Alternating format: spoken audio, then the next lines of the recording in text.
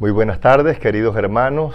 En esta oportunidad vamos a reflexionar un poquito sobre las pruebas por las que tenemos que pasar los hijos de Dios, los cristianos, los creyentes, y que estas palabras que vamos a leer nos pueda servir a todos, nos pueda enriquecer y nos pueda ayudar, porque todos pasamos por problemas, por difíciles pruebas, por dificultades, a veces caídas, fallas. Esa es la vida del cristiano, como el que a veces tiene que andar en el carro, que hay el chinchorreo, el sube y baja. Y a veces nos decía el padre Esteban Arney, que en paz descanse, este santo varón, fundador de Fuente Real, nos decía que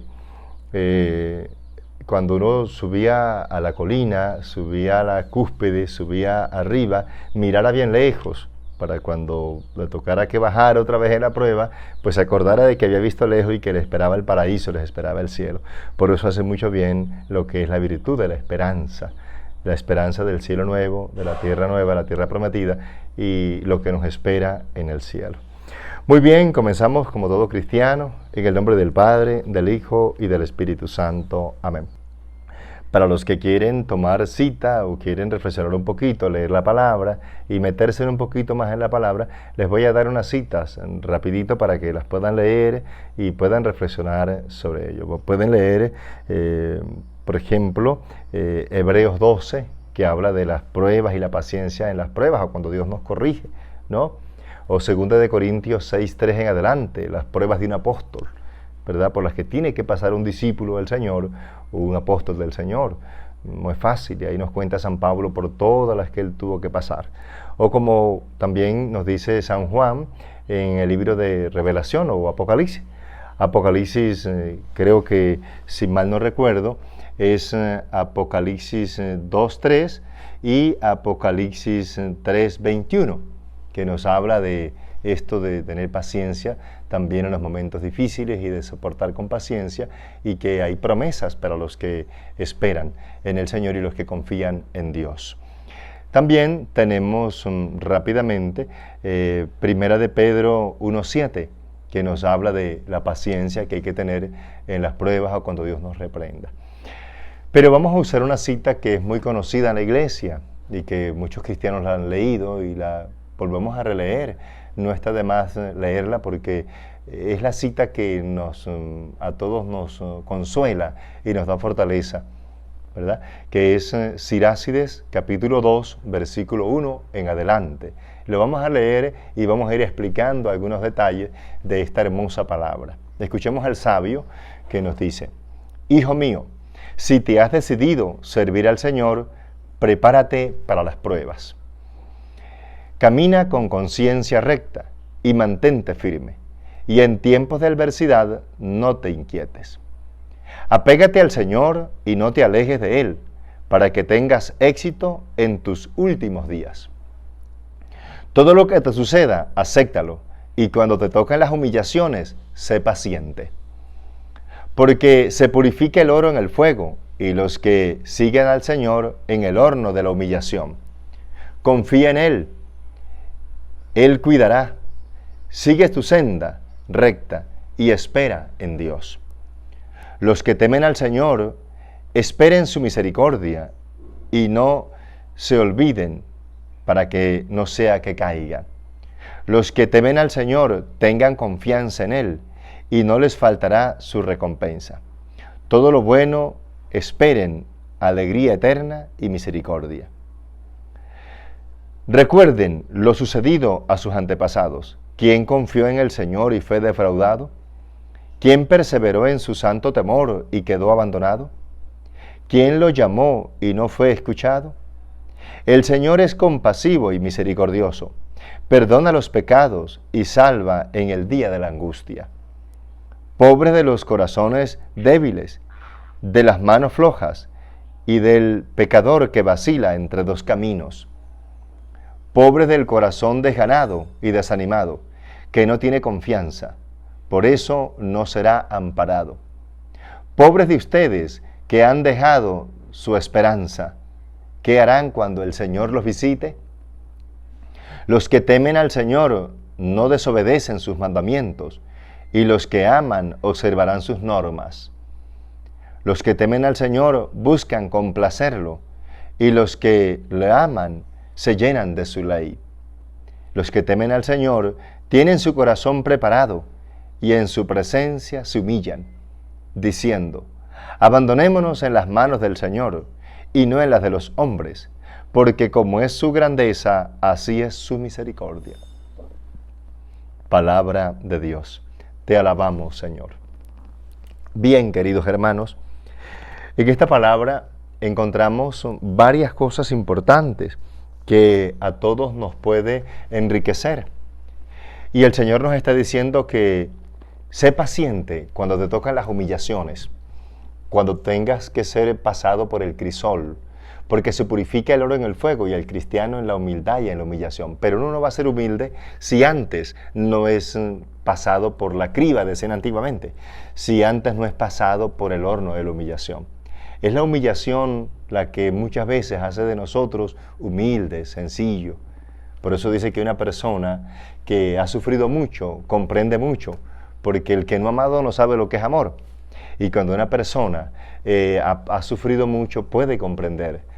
Por eso a muchas personas les cuesta comprender, los que no han pasado por momentos difíciles, por pruebas, por enfermedad. Por ejemplo, cuando una persona ha sufrido algún tipo de enfermedad, puede comprender a los que están enfermos. Cuando una persona, por ejemplo, ha pasado por un momento detenido o preso, puede comprender a los presos. O el que los visita se llena a veces de dolor, de mirar cuánto sufre esa persona que está detenida, que está privada de libertad, ¿verdad? Aunque esté pagando justamente una condena por su alguna fechoría, pero no es fácil, o sea, uno cuando va a visitar a los presos no se da cuenta cuánto sufre. Y valga la redundancia, si tú quieres conocer un poquito qué es el infierno, es bueno que se acerque a las sucursales del infierno, que son las cárceles. Dicen que en el infierno no hay amor, en la cárcel no hay amor. Dicen que en el infierno no hay respeto, en la cárcel no hay respeto por la vida. Dicen que en el infierno hay sufrimiento y dolor. Basta ir a una penal y mirar el sufrimiento y el dolor que esta gente vive allí. En el infierno no hay perdón, no hay compasión de nadie. Pues en la cárcel también no hay compasión, no hay perdón, ¿verdad? El que las hace, las paga, ¿no? Entonces es triste mirar que cuánto sufren. Por eso la Iglesia nos pide que no solamente oremos por los presos, sino que también los visitemos. Y es una de las obras de caridad. Tuve preso y fuiste a verme, o tuve enfermo y me visitaste, que es una de las obras que no podemos dejar de ser. Los cristianos tenemos que practicar, porque como dice el Evangelio de Mateo 6, por los frutos los conoceréis. Por los frutos se conoce el árbol, así por mi obrar van a conocer qué corazón tengo, qué manera de obrar, ¿verdad? Y es bueno que esto lo practiquemos los cristianos, porque así habrá coherencia entre lo que decimos y lo que hacemos. Por eso la Iglesia nos aconseja, y tenemos la historia de miles de santos dentro de la Iglesia que lo han dejado todo por servir al pobre, por servir al enfermo, por servir a los leprosos, y tenemos muchas instituciones dentro de la Iglesia que son una riqueza para la Iglesia. Los que trabajan por los huérfanos, por los ancianitos, los que trabajan en los hospitales o en la educación, ¿no? Las instituciones que están dedicadas a la caridad, a los pobres, al servicio de los más necesitados. Eso es una obra maravillosa que el Señor va colocando en los corazones humildes y sencillos, que a pesar que pasan por tantas pruebas, ellos sin embargo se mantienen haciendo el bien. Por eso los santos van a decir: el que no vive para servir, no sirve para vivir. Creo que Simón Bolívar también repetía eso de los santos, que el que no vivía para servir no servía para, el que no vivía para servir no servía para vivir. Claro, ahí colocamos a un lado, descartamos a los minusválidos, a las personas que más bien en vez de servir están para que nosotros les hagamos el bien, la caridad y el servicio a esos hermanitos que necesitan. Pero aquí la palabra está diciendo: sé paciente cuando te tocan las pruebas, sé paciente cuando te tocan las humillaciones, cuando seas pasado por el crisol.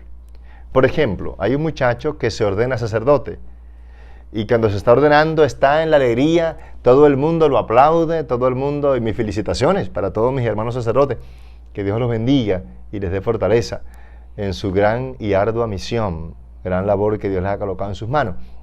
Y ellos cuando están siendo ordenados, todo el mundo le besa las manos, todo el mundo los aplaude y los quiere abrazar, los quiere tocar y están en esa alegría de que se ha consagrado un sacerdote para Jesucristo, para el Señor, para el servicio de la iglesia y de las almas del pueblo de Dios, como pastor de la grey del Señor.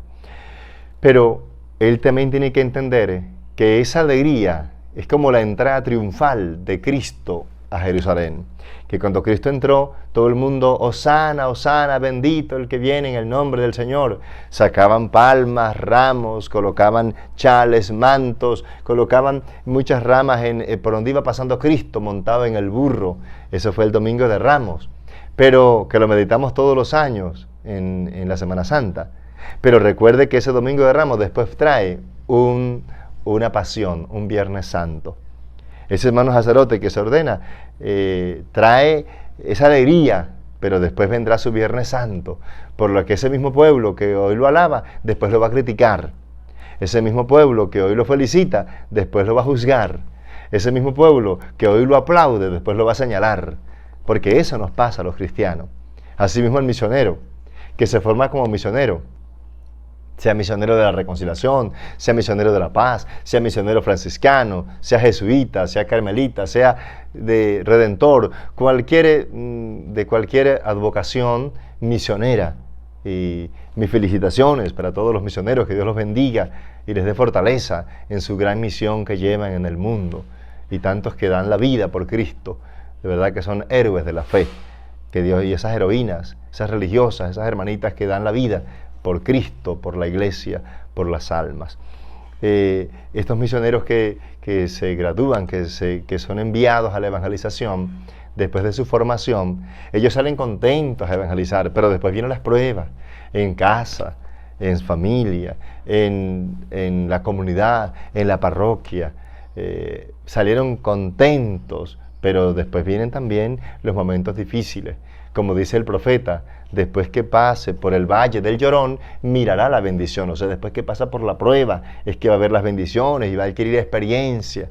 Y por eso cuando un misionero anciano, un sacerdote anciano, un obispo, el papa, cuando nos hablan con toda la experiencia, porque han trillado mucho la vida, porque han caminado, porque tienen experiencia larga, porque como cuando un anciano nos aconseja, papá, mamá, el abuelo, la abuelita, porque ellos tienen toda la experiencia.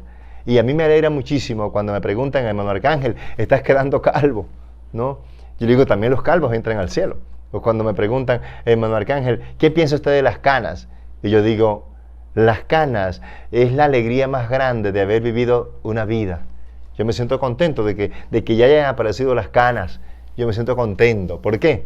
Porque eso da a entender de que tengo experiencia, de que ya he ido madurando la vida, de que ya esos saltos, esos brincos, esas loqueras se han ido quedando atrás, que viví las etapas de la vida, la etapa de la gestación en el vientre, que viví la etapa de la inocencia del niño, que viví la etapa de la creatividad del niño, que viví la etapa de la preadolescencia y la vergüenza del niño, pero que también viví la etapa de la adolescencia y de la juventud, del joven adulto, de ya el hombre adulto, y que estoy pasando a otra edad, ya a la madurez, y que si es la voluntad de Dios me dejará llegar a la vida de anciano. Entonces a mí me alegra las canas. Cuando me preguntan esas canas, les digo, es la experiencia vivida, es la sabiduría. La Biblia dice que la sabiduría del anciano es la experiencia vivida, que las canas del anciano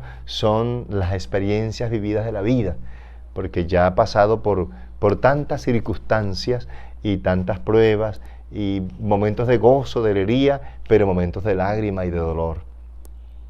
Acababa de estar en un velorio de una hermanita conocida que murió de COVID. Y he visitado a varios enfermos y he ido a varios velorios y compartir con ellos y animarlos, porque están pasando por un momento difícil. Yo también perdí a mi mamá, ya se me fue, ya hace 5 años. Y mi papá, ahorita el 21 de octubre, cumple el año de muerto y vamos a hacerle el novenario. Y me alegra poder haber compartido con ese anciano, mi padre, Eduardo García, 84, 85 años que lo tuvimos. Y cuando él nos hablaba con contundencia. Era poquito lo que nos decía, pero cuando nos hablaba tenía razón, porque él vivió esa experiencia. Hijo, sé prudente. Nos decía, hijos, maneja con cuidado el carro, maneja con cuidado la moto. Hijo, sé prudente cuando llegue a las casas. No pases por desapercibido delante de las personas. Saluda. Y él tenía esos refranes. Por ejemplo, él decía, cuando camine con conciencia recta. Saluda a todo el mundo. No desprecies a nadie. Eran como proverbios que él decía. Porque él decía que cuando uno iba subiendo en la vida, tenía que saludar a todo el mundo para que cuando fuera bajando, se los iba a volver a encontrar. Y no desprecias a nadie, nos decía. Y esos consejos se me quedaron muy hondo en el corazón, ¿no? Él decía, no te burles de nadie, para que nadie se burle de ti. No humilles a nadie, para que nadie te humille a ti. Y yo me daba cuenta que esos consejitos que él comentaba eran momentos de experiencia que él vivió. Y me acuerdo de esos momentos bonitos que vivimos con él, pues él también era muy chistoso y tenía unas experiencias que nos hacían reír bastante. Por ello, esta palabra que leemos, por ejemplo, esta frase, dice, apégate al Señor y no te alejes de Él, para que tengas éxito en tus últimos días. Por eso dice que el éxito va acompañado con la sabiduría, o la sabiduría hace que la persona sea exitosa. Cuando ustedes miran a una persona que habla sabiamente, diga usted, esa persona es sabia, esa persona tiene éxito porque tiene experiencia en la vida, porque sabe hacer las cosas bien hechas y porque ha oído consejos, ha escuchado y ha obedecido. Dice, apégate al Señor cuando te tocan las humillaciones, agárrate del Señor.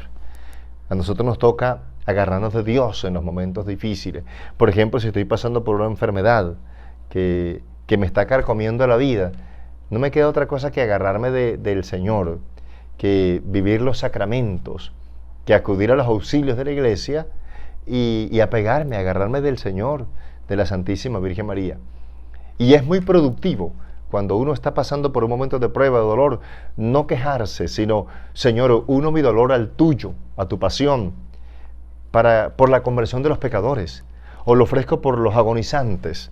Esa dolor que estoy viviendo, ese golpe, ese mal de estómago, ese dolor de cabeza, esa lepra, ese COVID que me tiene perturbado, o cualquier enfermedad que me está robando la paz y la salud.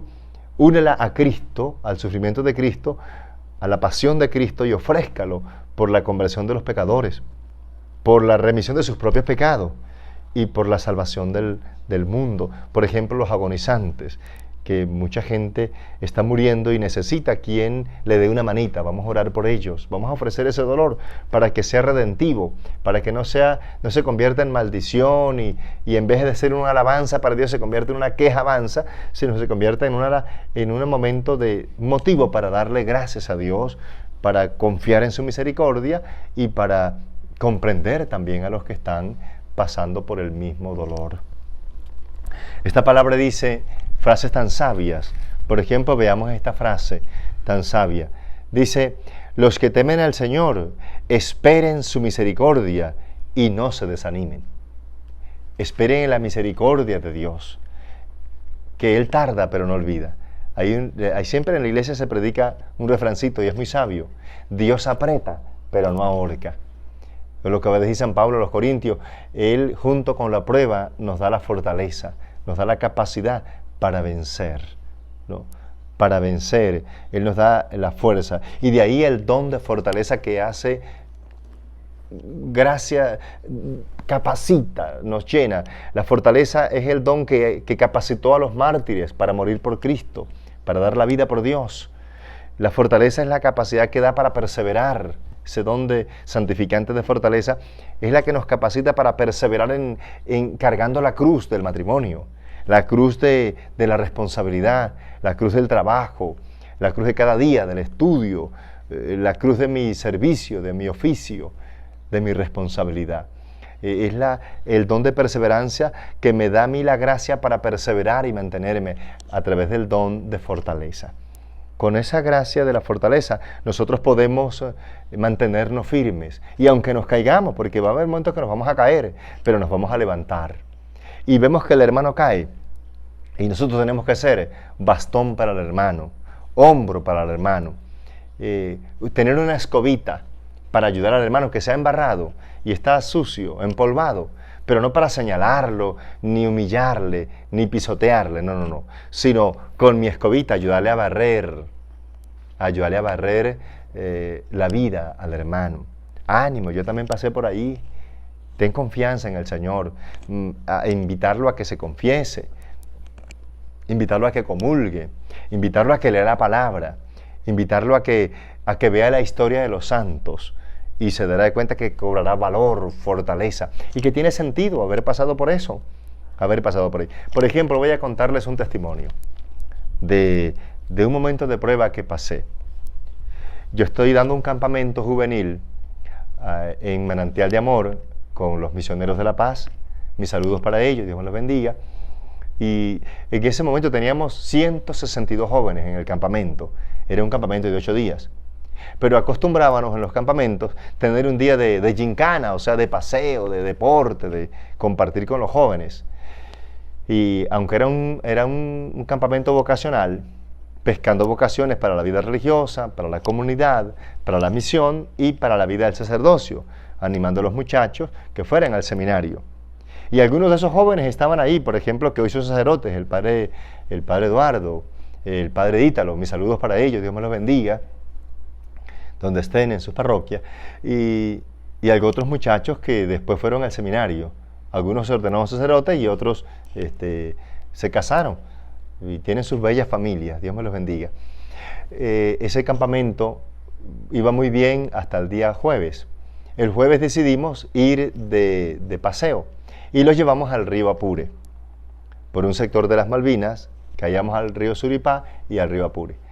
¿Sabes que en el río Apure se hacen en los veranos, eso era una Navidad juvenil, se hacen en los veranos unas playas muy bonitas, muy bellas, para uno ir allá y uno puede pescar y uno puede bañarse? Pero el río Apure tiene en algunas partes que tiene así como unas pailas, unos remolinos, que si la persona no está pendiente y no conoce, es peligroso. Y si no sabe nadar, pues puede llevarse un buen tragón de agua. Y llevábamos para hacer el sancocho ya, y llevábamos para hacer deporte, varios tipos de instrumentos, de balones, de pelotitas, ¿no? Para jugar con los muchachos. Y llevábamos un equipo como de 20 servidores misioneros que estaban encargados, los que eran buenos nadadores, marcaron un espacio en la playa donde era bajito, que los muchachos se podían bañar, que no había peligro, y donde era hondo, profundo, no se metiera. Bueno, y teníamos los encargados de cada ministerio, trabajábamos por ministerio o oficio, su responsabilidad. Yo me quedé con el equipo en la cocina porque estábamos cocinando, haciendo una olla, ¿no? Un sancocho de gallina. Habíamos llevado 12 gallinas, unos 2 pavos, unos patos y unos gallos, porque era un sancocho sabroso que íbamos a hacer ahí para compartir con ellos. Pasó el mediodía, llegamos como a las 9, 10 de la mañana al río, los muchachos fueron a jugar y fueron a bañarse y estaban muy divertidos en esas playas del río Apure. Eso fue en el año 2001. En ese momento, ya cuando llegaron las 3 de la tarde, la sopa estuvo, la comida, y llamamos a todos que fueran a comer, pero ellos estaban retirados de nosotros como unos 500 metros, como unas 5 cuadras o un poquito más de donde estábamos, donde se estaba haciendo la olla, el sancocho, para compartir la comida. Y los llamamos y se vinieron todos, pero 2 niñas, 2 muchachitas de San Silvestre, ellas se vinieron, morochitas, gemelas, se vinieron adelante. No esperaron que venían todos en grupo, ordenaditos como les habíamos andado, sino que se vinieron corriendo adelante y vieron el río Apure, la barranca del río, y vieron así como una especie de remolino y dijeron: no, vamos a tirarnos aquí, sin saber nadar, y se tiraron. Yo no me di cuenta. Las chicas se están ahogando y gritan. Eran las 3 de la tarde, las 3:05, cuando se escuchó el grito que se estaba ahogando a alguien. Y cuando yo escucho los gritos, yo salgo corriendo, pero ellas están retiradas, están como a 3 o 4 cuadras allá de donde estamos nosotros, y yo voy corriendo. Yo cuando llego ya han sacado una de las morochitas que la habían sacado y la otra se nos ahogó. 20 minutos más tarde la logramos sacar con unos canoeros, unos pescadores, tarrayada con las redes, la tarraya, la sacaron y la colocamos en la canoa. Y eso fue un susto muy grande. Algunos comieron asustados, otros lloraban, yo también lloraba. Todos estábamos pasando por un momento muy duro porque se nos había ahogado una niña. Imagínense que la habíamos traído al campamento y los padres habían dado permiso. Menos mal que yo había tomado una carta de permiso del padre y de la madre porque eran menores de edad. Creo que las niñas tendrían por ahí 13 añitos. Ya eran unas señoritas, pero muy, muy niñas de edad. Y qué susto, qué dolor, qué sufrimiento. Hasta ahí duró ese campamento. Todo el mundo se fue para su casa, los padres preocupados porque eso salió por la radio, que se nos ahogó la niña del campamento. Y eso fue un susto tremendo. Y yo, que era el coordinador del campamento, pues todo el peso vino sobre mí. Y a mí me quedó una palabra, una pregunta, y me estrellaba con la pared del por qué. ¿Por qué tenía que ahogárseme esa niña en este campamento? Precisamente en el campamento. Bueno, la niña la sacamos 20 minutos después, la colocamos ahí en la canoa, sin signos vitales. Y nosotros, pues los jóvenes se fueron y se quedaron unos misioneros conmigo y otros hermanitos acompañándonos en el dolor. Muchos comieron, muchos no comieron. Y lo que era una alegría se nos convirtió en un velorio, en una tristeza, en un dolor muy grande. Y todos los jóvenes casi salieron de ahí al mirarla, se fueron llorando en los carros que iban. Y ahí tuvimos que esperar la furgoneta que venía a la PTJ a levantar el cadáver. Dígame, fue a las 3 de la tarde, las 3:20 la sacamos, y de ahí esperar hasta las 10:35 de la noche, cuando llegó la PTJ de Barinas con la furgoneta a levantar el cadáver. Nosotros no nos percatamos que cuando la PTJ llegó en la canoa donde estaba, que le habíamos colocado, estaba bañada en sangre la canoa, con el agua que le entraba a la canoa. Y la PTJ cuando agarró se metió los guantes y dice, no, esta niña no murió ahogada. Esta niña la mataron, la golpearon y la echaron a ahogar. Imagínense cómo me convertía yo, en qué dolor tan terrible, qué momento tan difícil. A mí fue como que me espelucaron, a mí fue como que me arrancaron el alma, el corazón. Porque ahora me preguntaron, ¿y quién era el coordinador del campamento? Yo le dije, yo soy. ¿Cómo te llamas? Ajá. Me dijeron, lleve colchón. Me dijo, porque como que la historia suya va a ser larga ya. Esta niña la golpearon y usted tiene que dar respuesta y pagar por esta niña. Usted va detenido. Imagínese el susto, ¿no?, de un campamento de tanta alegría y tanto compartir, ahora convertirse en un dolor, en un sufrimiento, y ahora me acusan de que yo soy el reo de esta niña que se nos ha ahogado. Como por tentación, tenía un hueco aquí cuando la sacó, nadie se percató, aquí, porque tapada con el pelo, atrás en la cabeza, cerca de la cervical, ella tenía un hueco que el PTJ le metía con el guante el dedo para adentro. No supimos si fue con la atarraya, si fue algún tronco, o si fue algún animal, un pez, allá que le traspasó el cerebro. Bueno, lo cierto es que eso estaba bañado en sangre. Qué susto tan grande. Ellos recogen el cadáver y va al forense, va al doctor. El doctor, bueno, gracias a Dios, cuando el doctor revisa, hace la autopsia, se da de cuenta que la niña sí murió ahogada, y que después de ahogada fue que hubo ese hueco, ese golpe en el cerebro de esta muchachita que se nos ahogó. Y me ayudó también muchísimo el testimonio de los jóvenes que fueron a testificar ante la PTJ de que nadie la había golpeado. Y la niña, la hermana de ella, la otra gemela, que también se tiró a sacar a su hermana, que se había tirado al agua, ayudarla a sacar, pero ninguna de las dos sabía nadar, y ella también se estaba ahogando, y ella dijo, no, ella se estaba ahogando, yo también fui, y ayudarla a sacar, y también me estaba ahogando, gracias me sacaron, pero mi hermana sí corrió con esta triste realidad.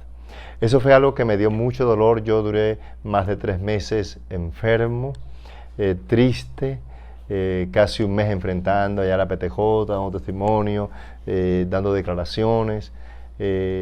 Gracias a Dios me tocó correr por la comunidad con los gastos de la niña y todo, pero es una cosa que queda, eso no se borra, eso queda en el corazón, ¿verdad? Porque uno traer una niña, un joven, a un campamento con tanta alegría para formarle, para ayudarle, para capacitarle, para predicarle la palabra, para enseñarle a orar, a rezar, a cantar, y que corra con la suerte de perecer de esa manera. Fue una cosa muy trágica, muy dolorosa, fue un escándalo, y luego tener que enfrentar también, ir a dar declaraciones al obispo, ¿verdad? Al párroco. Me ayudó mucho, gracias a Dios, el padre Cheo. Mis saludos, mi compadre Cheo, que me ayudó muchísimo, el padre José Rodríguez, que comúnmente pues le decimos el padre Cheo, a quien le tengo mucho aprecio y me ayudó muchísimo en este momento. Pero yo me enfermé.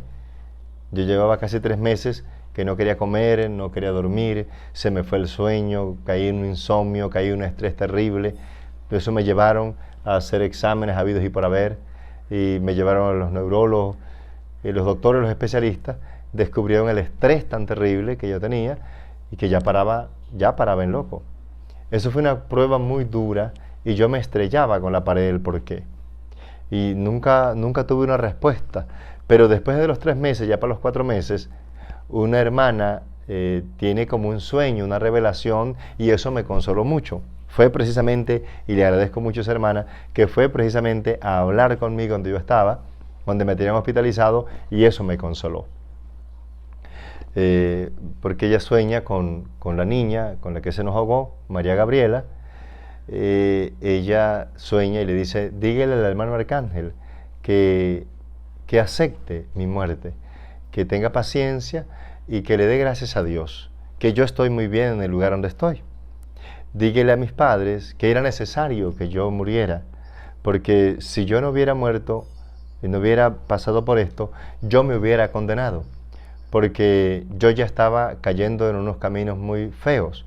Yo ya estaba cayendo en la prostitución, ya estaba probando la droga y estaba metida en un grupo satánico. Había caído en un grupo satánico. Y Dios permitió que yo fuera al campamento, y precisamente yo me había confesado, yo había comulgado, yo estaba en gracia, yo me había arrepentido de todos esos pecados, había llorado mis pecados, y Dios permitió que yo muriera, porque si no yo me hubiera perdido. Si yo no muero ahí, yo me hubiera condenado, porque estaba agarrando un camino satánico muy feo, con una secta satánica, y Dios pues permitió que yo me fuera. Y eso me consoló mucho al saber esa revelación que tuvo esa hermanita con Ana Gabriela, que en paz descanse. Y que Dios me le bendiga y bendiga a su familia. De verdad que pasamos esos momentos tan duros, tan difíciles. Entonces yo decía: Dios mío, ¿por qué usted me permitió pasar por esto? Y después, eso fue en el 2000, y después cuando he visto padres que han perdido un hijo, los comprendo, que han perdido un ser querido, los comprendo, que están pasando por una prueba difícil, los comprendo, porque he pasado por ahí, ¿no? Precisamente por andar trabajando en la obra del Señor. Una vez me tuvieron preso 3 días, y yo cuando veo a los presos que están allá, yo los comprendo, porque uno pasa necesidad allí detenido, cuando uno pasa por momentos duros, por momentos de fracaso, cuando es fracasado. Eso me ha hecho tener así como un corazón fuerte, valiente, para resistir las pruebas. Porque después que uno pasa de esa prueba, uno como que se fortalece. El Señor le da la fortaleza. Por eso dice San Pablo que junto con la prueba viene la fuerza y la fortaleza. Y ahí viene el don de fortaleza que les comentaba, esa virtud de la fortaleza, a darnos una gracia especial para uno mantenerse. Por eso hay que pedir mucho a Dios la fortaleza, para ser fuerte, para ser valiente y para perseverar en el camino del Señor. Porque si Dios no da la gracia, es imposible, lo que dice el salmista: si Dios no construye el edificio, en vano se fatigan los obreros.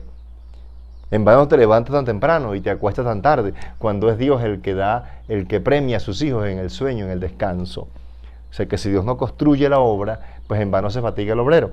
Si no es Dios el que construye la obra en nosotros, en mi familia, en mi parroquia, en mi comunidad, pues en vano se fatigan los obreros.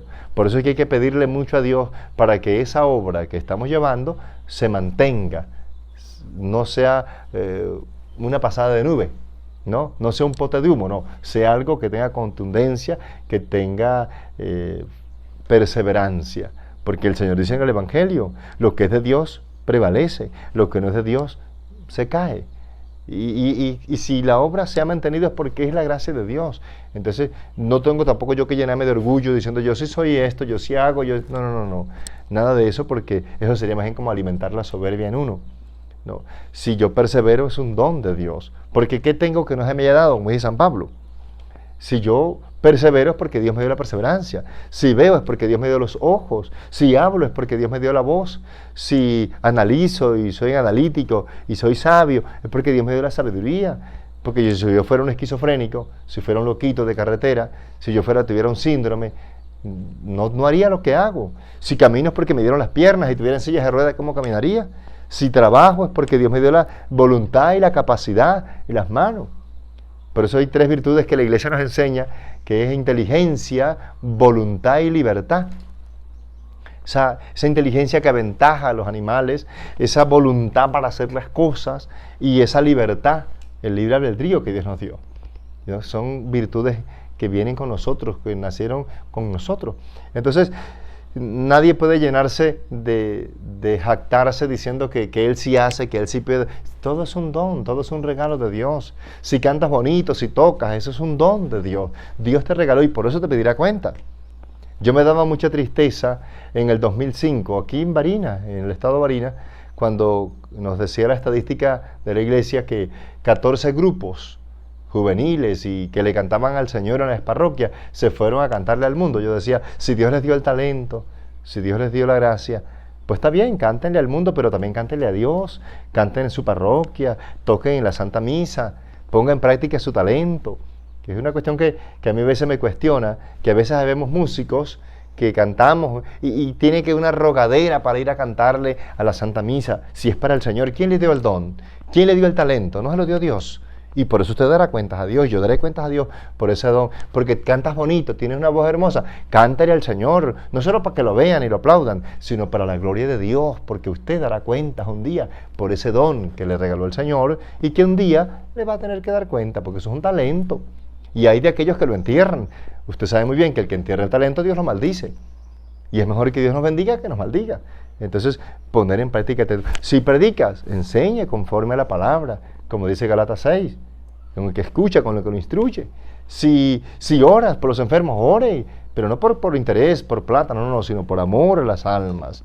Si usted aconseja, tiene el don de consejo, da el consejo con alegría, con amor, con entusiasmo, que haz lo mejor posible. Si usted trabaja en alguna labor dentro de la iglesia o dentro de tu comunidad, hazlo con cariño, hazlo con amor, con servicio. Si eres político y trabajas como alcalde, como gobernador, como cualquier concejal o como cualquier instrumento que sirve con amor, sirve con entusiasmo, porque por eso Dios te va a pedir cuenta. Nos dice Romanos 13 que las autoridades fueron puestas por el Señor. Entonces, las autoridades también darán cuentas a Dios. Si eres soldado, vea el consejo que daba el apóstol, el profeta San Juan Bautista, cuando los generales y soldados iban, ¿y nosotros qué? ¿Qué tenemos que hacer para salvarnos? Y les dijo, no cobren más de lo que les paga, confórmense, no maltraten a la gente, no humillen, porque ustedes darán cuentas a Dios. Y venían los fariseos, ¿y nosotros qué? Ustedes, razas de víbora, ¿quién les enseñó a escaparse del camino del infierno que les viene encima? Mire que el hacha está puesta en la raíz de todo árbol, y todo árbol que no da buen fruto es cortado y echado al infierno. Entonces, si usted tiene un cargo dentro de la iglesia, o dentro de la comunidad, dentro de tu parroquia, bueno, presta su servicio. Siéntate alegre de servir, de poderse sentir útil a tu hermano, a tu hermana. Esto es importante porque todos pasamos por momentos así, por momentos de prueba, por momentos duros. Yo le estaba comentando esa situación que fue muy triste. Yo recuerdo una vez, cuando estaba fundando la comunidad Manantial de Amor de los Misioneros de la Paz, por allá por el 94, 95, y yo recuerdo que estábamos pasando por momentos muy duros porque el terreno que nos habían dado, después un administrador de una finca quiso dañarse de ese terreno, y 8 veces nos tumbó la casa. Hacíamos los ranchos, las casas, y venía con la guardia, con el ejército, y nos tumbó eso. Pero la perseverancia, pues vencimos. Después hablamos con él, nos pusimos de acuerdo, pero ya nos había tumbado 9 veces, nos habían quemado las Biblias, nos habían quemado las casas, nos habían quemado la ropa, nos quemaban el mercado. Eso fue sufrimiento terrible, quemaban hasta los animales, las gallinas, los cochinos. Una cosecha que teníamos de arroz, también la quemaron, una cosecha de maíz la quemaron. Eso pasamos por momentos, fue un año de mucho sufrimiento que vivimos. Pero la perseverancia vence, como dijo Santa Teresa. Santa Teresa dice, nada te turbe, nada te espante. Quien a Dios teme, nada le falta. Sabe que la paciencia todo lo alcanza. Dios no se muda, no se va. Él siempre está, solo Dios basta. Esas palabras tan sabias de Santa Teresa, esta doctora en la iglesia, son claves para nosotros. Que nada nos turbe, que nada nos desanime, como la palabra que estábamos leyendo. Hay de aquellos que tienen, ¿qué hará cuando el Señor los visite? Aquellos de las manos flojas, de las rodillas débiles y de los que no perseveran, que usan la doblez, que están un ratico y un ratico sí, un ratico no, que van para allá y para acá, que usan la tibieza. Dice, ¿qué hará cuando el Señor los visite? No van a ser premiados, dice la palabra. Por eso, nosotros, yo recuerdo cuando eso estábamos fundando y estaba muy triste por la situación que teníamos pasando, y yo me acerqué al padre Esteban, que le decían Stephen, Esteban Arney, este fundador de Fuente Real, y uno de los lemas que él tenía era, creemos en la civilización del amor. Y yo le comento todo lo que estoy pasando, los sufrimientos y las pruebas, y llorando, deshogándome con él, mi director espiritual, y él me dijo una frase que nunca se me olvidó. Arcángel, hermano mío, me decía, hijo mío, no todas las pruebas son, dice, no todas las pruebas son de Dios.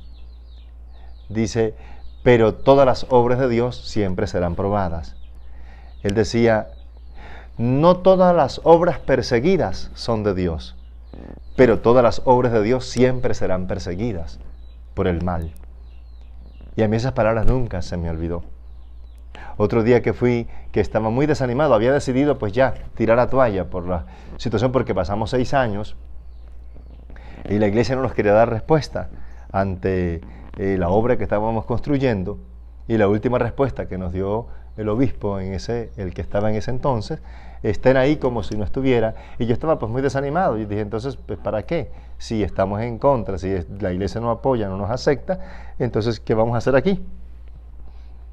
Y el padre, yo estaba muy desanimado, yo iba a tirar la toalla y fui otra vez a hablar con el padre, y el padre me dijo, Arcángel, ¿has leído Daniel 12:3? Y yo creo haberlo leído, pero no me acordaba. Y él me dijo, vamos a leerlo. Y ahí dice, los guías espirituales brillarán como las estrellas por toda la eternidad.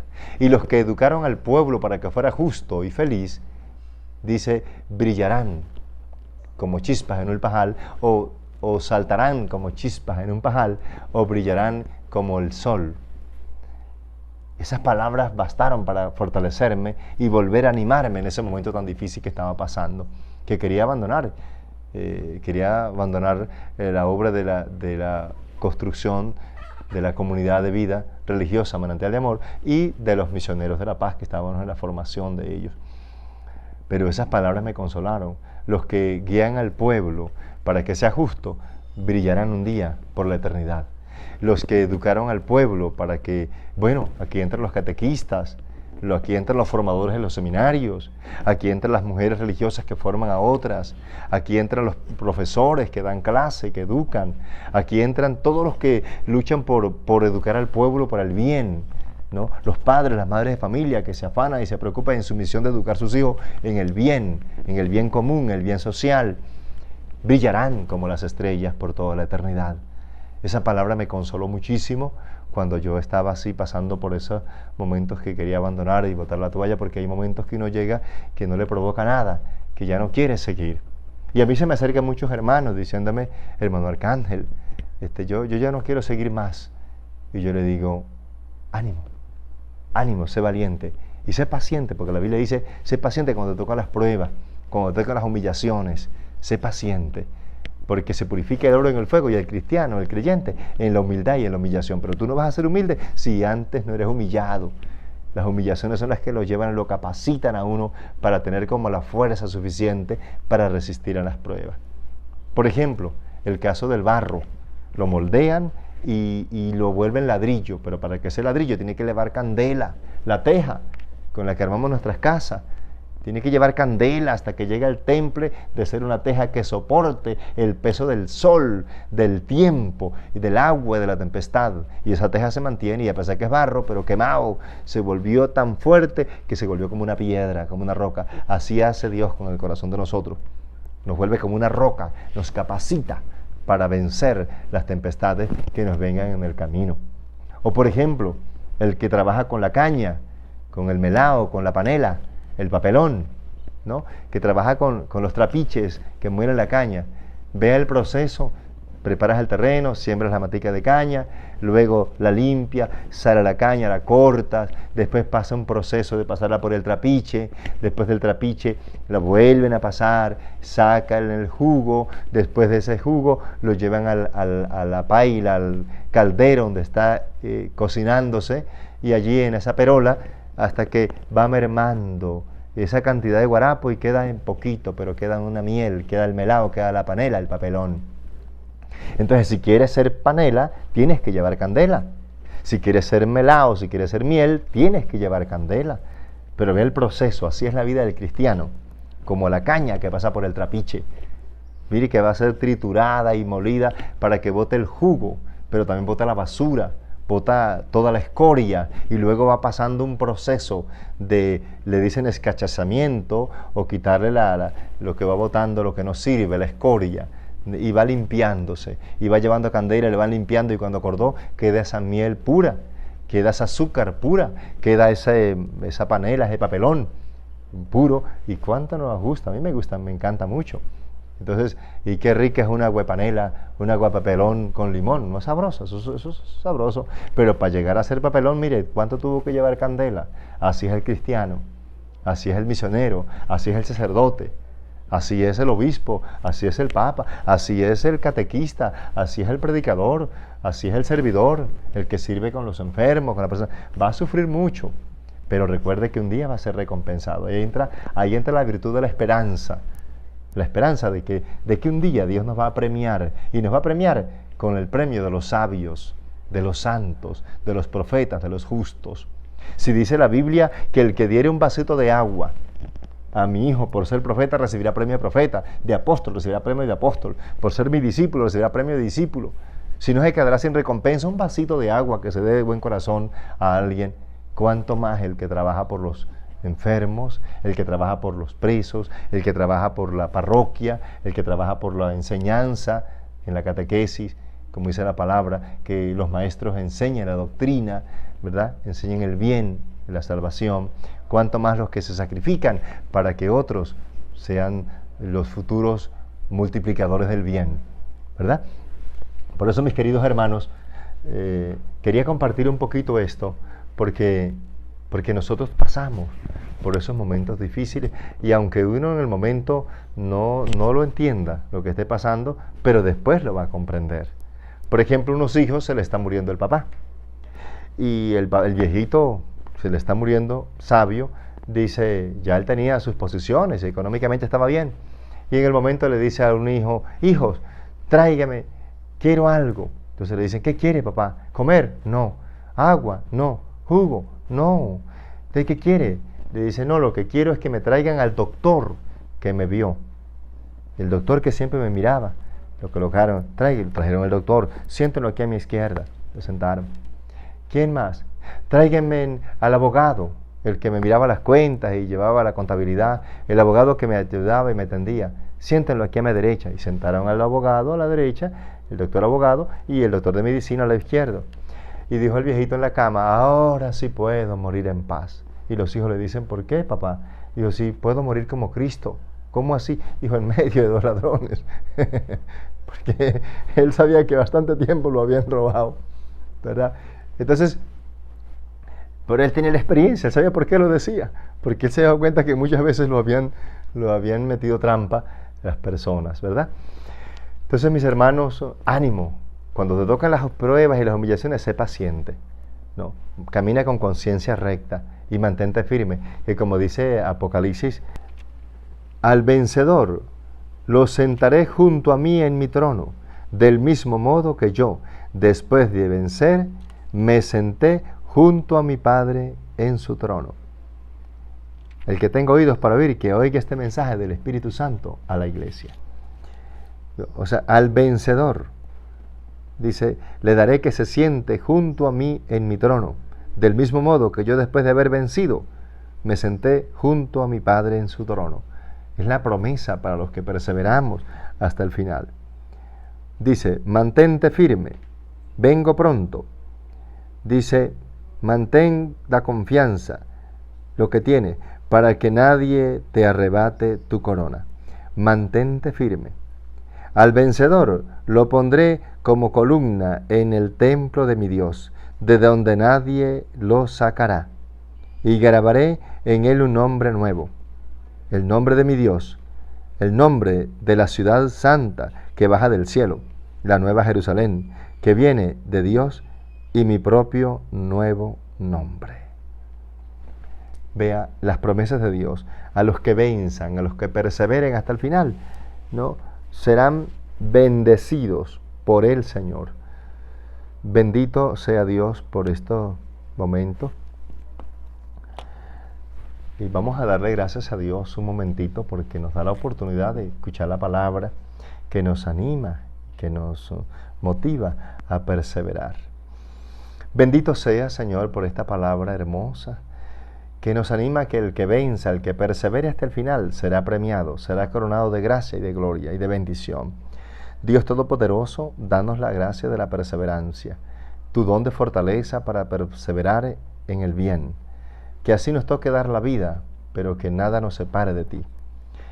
Que podamos siempre hacer el bien a nuestros hermanos, en especial a nuestros hermanos en la fe.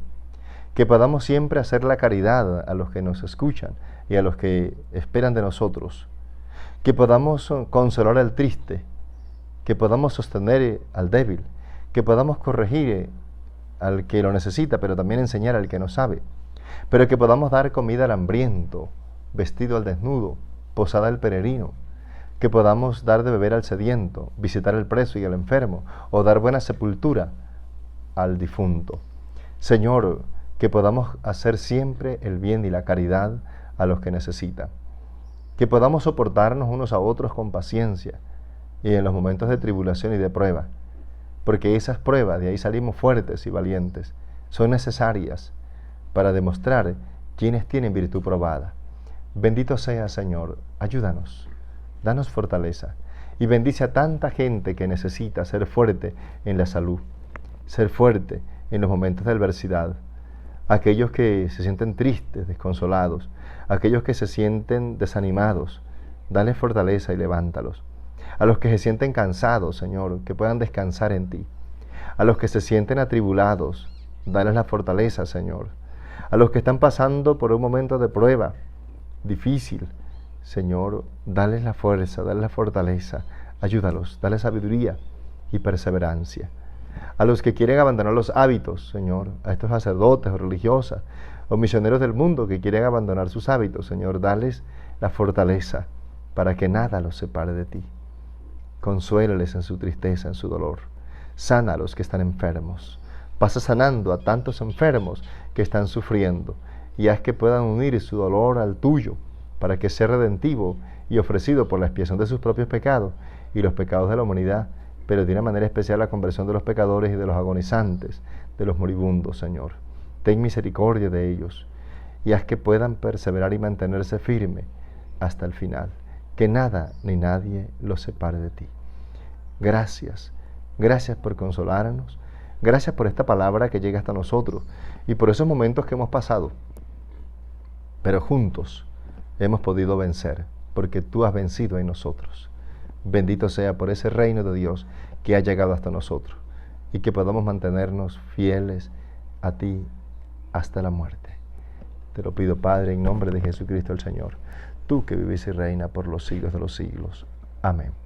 Padre nuestro, que estás en el cielo, santificado sea tu nombre. Venga a nosotros tu reino. Hágase tu voluntad en la tierra como en el cielo. Danos hoy nuestro pan de cada día. Perdona nuestras ofensas, como también nosotros perdonamos a los que nos ofenden. No nos dejes caer en la tentación y líbranos del mal. Amén.